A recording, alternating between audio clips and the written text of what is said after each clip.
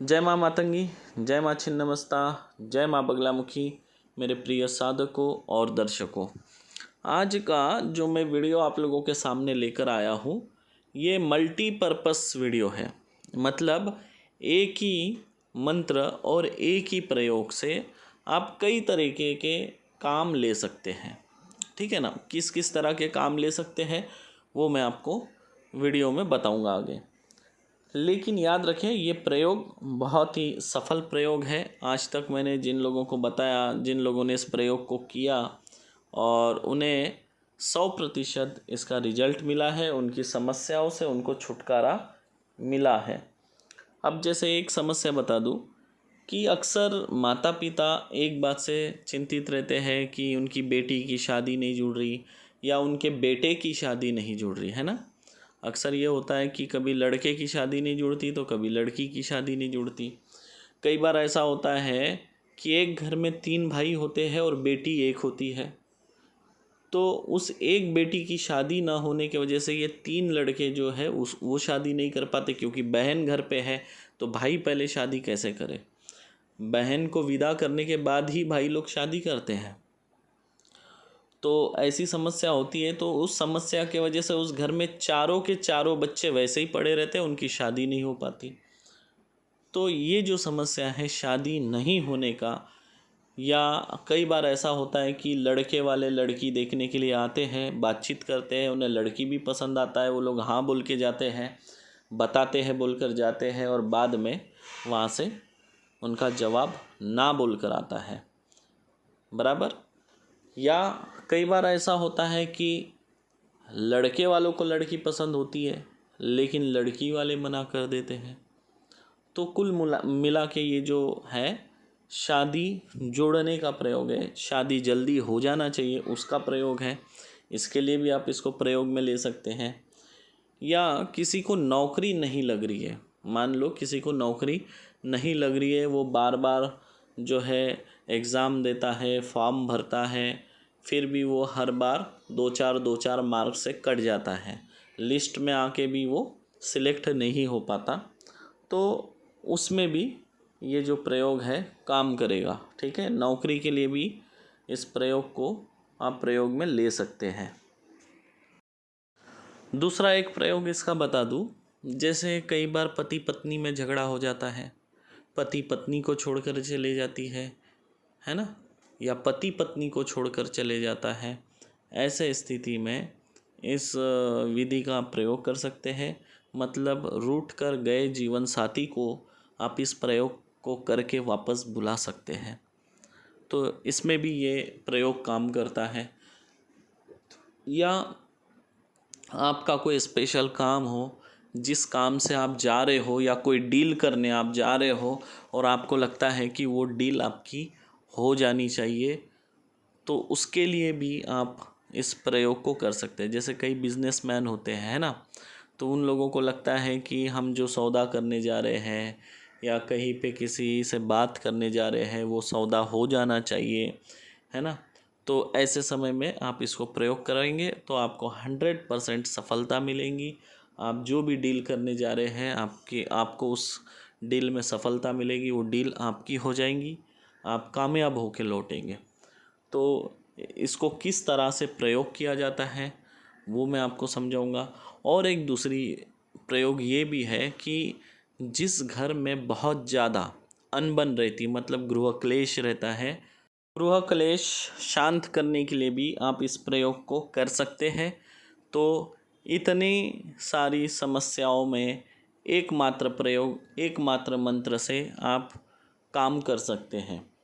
और इसमें आप दूसरों के लिए भी काम कर सकते हैं। मतलब आपकी परेशानी नहीं है, आपके किसी परिचित की परेशानी है, या आपके किसी रिश्तेदार की परेशानी है, या आप कोई तांत्रिक है और आपके पास कोई दुखी व्यक्ति आया है तो आप उसके लिए काम करना चाहते हैं तो आप कर सकते हैं। यानी किसी के लिए कोई दूसरा व्यक्ति भी इस प्रयोग को कर सकता है।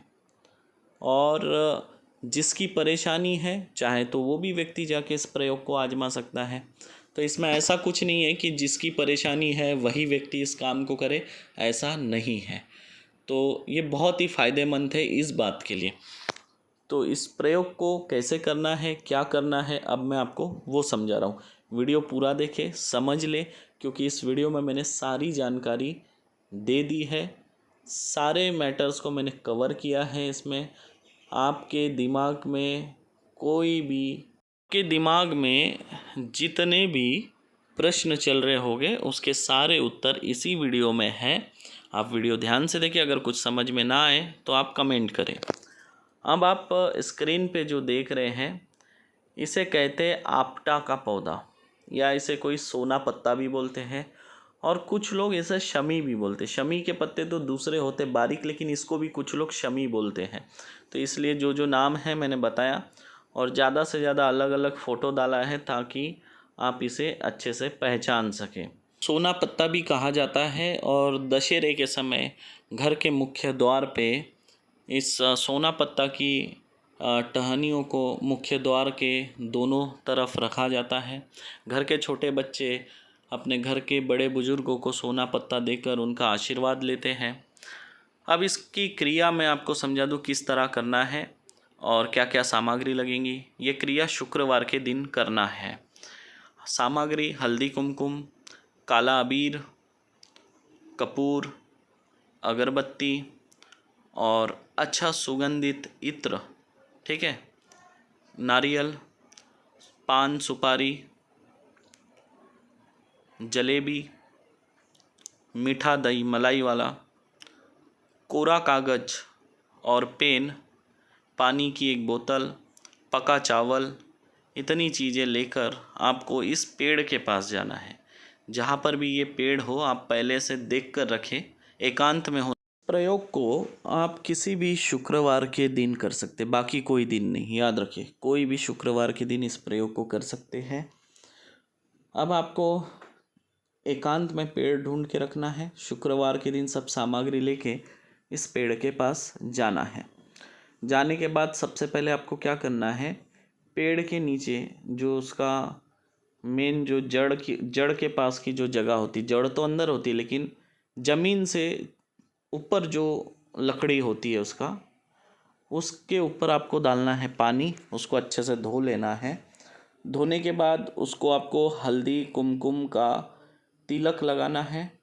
उसके बाद जो अबीर ऐसा डाले कि एक बार में अबीर फेंकना है, जितना आप ले गए हैं 10-5 रुपए का, आधा अबीर पेड़ पे गिरे, आधा अबीर ज़मीन पे गिरे, इस तरह डालना है।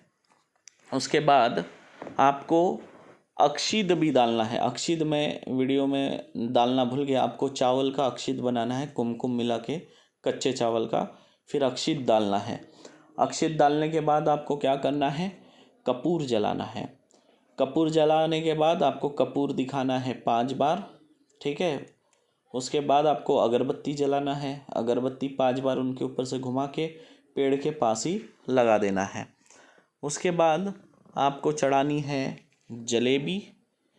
जलेबी चढ़ाने के बाद आपको क्या करना है, जो पका हुआ चावल है, पके हुए चावल में आपको दही मिलाना है, ठीक है। दही मिलाने के बाद उसमें हल्दी मिलाना है, ठीक है। दही हल्दी चावल ऐसा मिला के आप पास में रख देंगे, और आधा दही जो बचा है वो वैसे ही आधा अलग रखेंगे दही, ठीक है। दही मलाई वाला होना चाहिए, ये याद रखें। उसके बाद आप चढ़ाएंगे पान सुपारी, और अपने सामर्थ्य के हिसाब से 1.25 रुपये, 11 रुपये, 21 रुपये, जो भी आप चढ़ाना चाहते हैं वो वृक्ष के पास रखेंगे। उसके बाद नारियल पानी वाला होना चाहिए।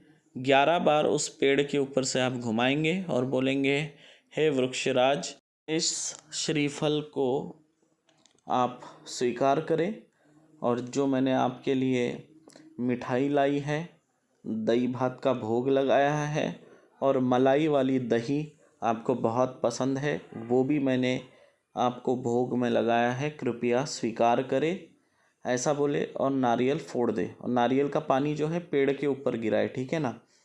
और उसके बाद एक पानी का गिलास भर के, फाइबर का हो मट्टी का हो चलेगा, वो आप रख देंगे, ठीक है।